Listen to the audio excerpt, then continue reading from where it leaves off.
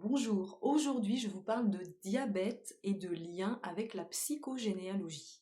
Je me présente rapidement, je suis Mylène Delahaye, kinésiologue et praticienne en psychogénéalogie et en constellation familiale, et je vous accompagne depuis plus de 10 ans, donc en Vendée mais également en visio.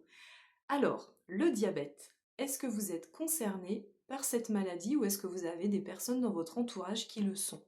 Sachez qu'en psychogénéalogie, le diabète peut avoir une réponse par rapport à un fait qui s'est passé, ça peut être lors de la guerre, ou un fait qui a été vécu de façon violente et face auquel la personne a résisté.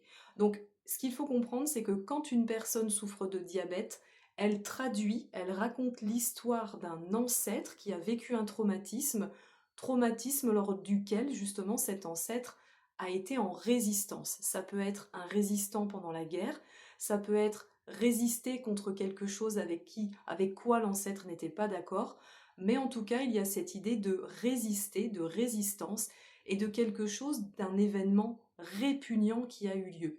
Si vous arrivez à recouper ces deux sujets, le fait d'être répugnant et le côté résistant, résistance, n'hésitez pas à... Alors voilà, peut-être que vous allez faire du lien avec une personne de votre arbre qui a été résistant lors de la guerre, qui a été peut-être emprisonné à tort et qui a résisté face à cette injustice d'emprisonnement à tort.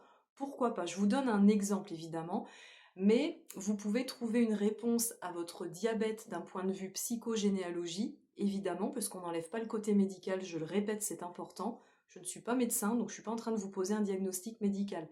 Mais d'un point de vue psychogénéalogie, sachez que le diabète peut trouver une réponse, voilà, par rapport à quelqu'un qui aurait vécu une situation face à laquelle il a dû résister et potentiellement une situation qu'il a trouvée répugnante, repoussante, écœurante. Si ça vous parle, bah, tant mieux, je suis bien heureuse d'avoir pu allumer une petite ampoule dans votre tête. Si vous avez des questions, si vous souhaitez en savoir plus et si vous avez envie de creuser dans votre arbre, n'hésitez pas également à me contacter par mail. Je me ferai un plaisir de vous répondre. Vous pouvez me joindre sur mdkc39@gmail.com.